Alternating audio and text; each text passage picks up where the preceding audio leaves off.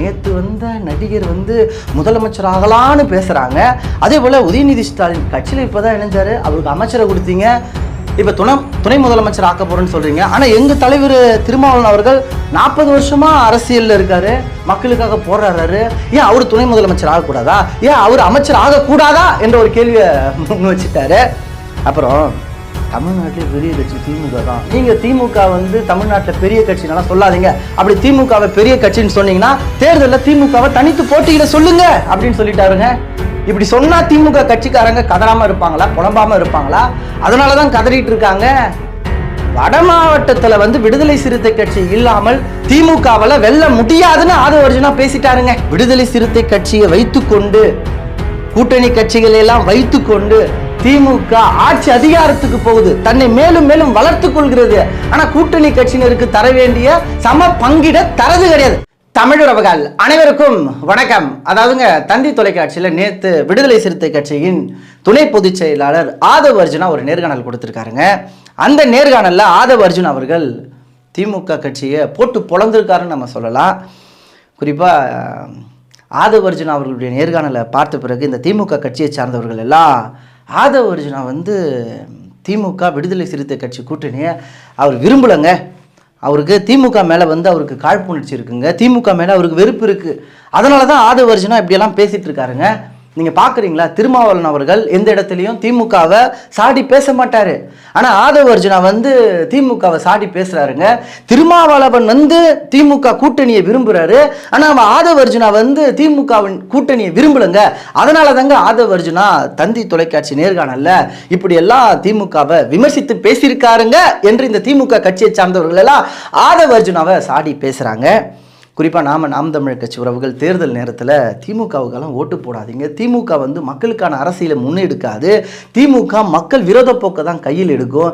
ஏற்கனவே 10 ஆண்டு திமுக கிட்ட நம்ம தமிழ்நாட்டை கொடுத்தோம், ஆனால் நாசம் பண்ணிட்டாங்க. மீண்டும் திமுக கையில் ஆட்சி அதிகாரம் போயிடுச்சுன்னா தமிழ்நாட்டை காப்பாற்றவே முடியாதுன்னு நாம் தேர்தல் நேரத்தில் மக்கள் மத்தியில் பிரச்சாரம் பண்ணோம். அந்த நேரத்தில் திமுக கட்சியை சார்ந்தவர்கள் எல்லாம் சமூக வலைதளத்தில் பொதுவான மக்களை எல்லாம் சந்தித்து, நீங்கள் நாம் தமிழ் கட்சிக்கு ஓட்டு போடக்கூடாது, நீங்கள் நாம் தமிழ் கட்சிக்கு ஓட்டு போட்டிங்கன்னா பாஜக உள்ளே வந்துடும், பாஜக உள்ளே வந்தால் மதவாத அரசியலுங்க, மதவாத அரசியல் உள்ளே வரக்கூடாதுன்னா நீங்கள் சீமானுக்கு ஓட்டு போடாதீங்க. இது என்னடா, இது நமக்கு ஒன்றுமே புரியல. நீ பாஜகவுக்கு ஓட்டு போடக்கூடாதுன்னு சொன்னால் ஒரு நியாயம் இருக்குது, பாஜக வரக்கூடாதுன்னா பாஜகவுக்கு ஓட்டு போடக்கூடாது, பாஜக கூட்டணியருக்கு ஓட்டு போடக்கூடாது. அதில் என்னடா சம்மதமே இல்லாமல் தனித்து போட்டியிடக்கூடிய மாற்று அரசியல் பேசக்கூடிய நாம் தமிழ் கட்சி மேலே இப்படியெல்லாம் ஒரு பழி போடுறீங்க என்று நம்ம கேட்டோம். குறிப்பாக மதவாத அரசியலை தமிழ்நாட்டில் நாம் கடுமையாக எதிர்த்து நம்ம பேசுகிறோம். பாஜக மனித குலத்திற்கான எதிரி நம்ம பேசுகிறோம். நம்ம இப்படி எல்லாம் பேசிய பிறகும் கூட நம்ம மேலே என்ன பழி போட்டாங்க, நாம் தமிழர் கட்சி பாஜகவுடைய பி டீமு, சீமான் RSS காரர்னு பழி போட்டாங்க. அதே போல் ஆதவர்ஜுனா நேற்று தான் திமுகவை சாடி பேசினார். கடுமையெல்லாம் சாடி பேசலை, ஒரு சில குற்றச்சாட்டுகளை எடுத்து சொன்னார். குற்றச்சாட்டுகளை சொன்னதற்கே ஆதவர்ஜுனா யார் தெரியுமா, ஆதவர்ஜுனா RSS காரருங்க. அவர் RSS காரர் இப்படி தான் பேசுவார். ஏதாவது RSS காரர் திமுக விடுதலை சிறுத்தை கட்சி கூட்டணி விரும்புவாங்களா? அப்படி இந்த ஆதவர்ஜுனா RSS காரராக இருக்கிறதால தான் திமுக கூட்டணியை எதிர்த்து பேசுகிறாரு, திமுகவின் அரசியலை எதிர்த்து பேசுகிறாருன்னு சொல்லிட்டு இந்த திமுக கட்சியை சார்ந்தவர்கள் எல்லாம் பேசிகிட்டு இருக்காங்க. அப்படி ஆதவர்ஜுனா தந்தி தொலைக்காட்சி நேர்காணலில் என்ன பேசினார்னு நீங்கள் கேட்கலாம். அதாவதுங்க, 2004ஆம் ஆண்டு மத்தியில் காங்கிரஸோட திமுக கூட்டணியில் இருந்தது. திமுக வெற்றி பெற்ற இடம் 16 இடம் தான். 16 இடத்துல வெற்றி பெற்ற திமுக 8 அமைச்சர் பதவியை மத்தியில் கேட்டு வாங்கினாங்க. அதில் 4 பேர் கேபினெட் அமைச்சர்னு சொல்லிட்டு ஆதவர்ஜுனா பேசியிருந்தாரு. நீங்கள் மத்தியில் அமைச்சரவையில் இடம் பெறுறீங்க, அதே போல் நாங்கள் விடுதலை சிறுத்தை கட்சி, நாங்கள் திமுகவோட மாநிலத்தில் கூட்டணியில் இருக்கோம், எங்களுக்கு அமைச்சரவையில் இடம் கொடுத்தீங்களா, துணை முதலமைச்சர் கொடுத்தீங்களா? நீங்கள் மட்டும் மத்தியில் அமைச்சரவையை கேட்டு வாங்குவீங்க, ஆனால் நாங்கள் கேட்டால் தப்பாங்க என்ற ஒரு கேள்வியை முன் வச்சிருந்தாரு. அதே போல் நேற்று வந்த நடிகர் முதலமைச்சர் ஆகலான்னு பேசுகிறாங்க. அதே போல் உதயநிதி ஸ்டாலின் கட்சியில் இப்போ தான் இணைஞ்சார், அவருக்கு அமைச்சரை கொடுத்தீங்க, இப்போ துணை முதலமைச்சர் ஆக்க போகிறேன்னு சொல்கிறீங்க. ஆனால் எங்கள் தலைவர் திருமாவளவன் அவர்கள் 40 வருஷமாக அரசியலில் இருக்கார், மக்களுக்காக போராடுறாரு, ஏன் அவர் துணை முதலமைச்சர் ஆகக்கூடாதா, ஏன் அவர் அமைச்சர் ஆகக்கூடாதா என்ற ஒரு கேள்வியை முன் வச்சுட்டாரு. அப்புறம் தமிழ்நாட்டிலே பெரிய கட்சி திமுக தான்.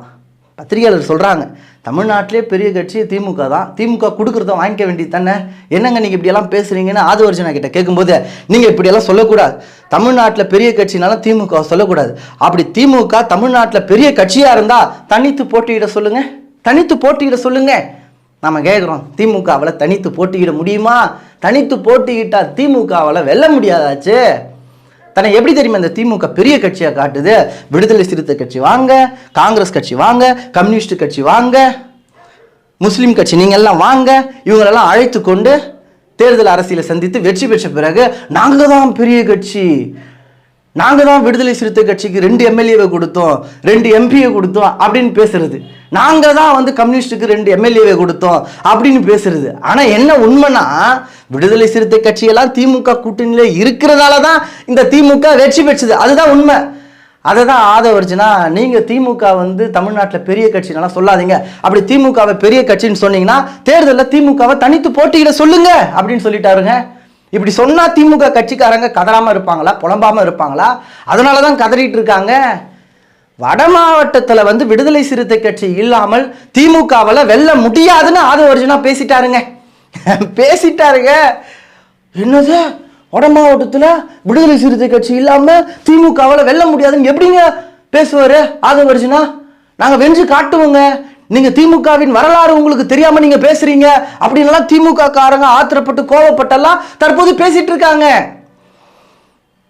உண்மையாவே சொல்றேங்க, கூட்டணி எல்லாம் இல்லாம இந்த திமுக கட்சியால தமிழ்நாட்டில் வெல்லவே முடியாது.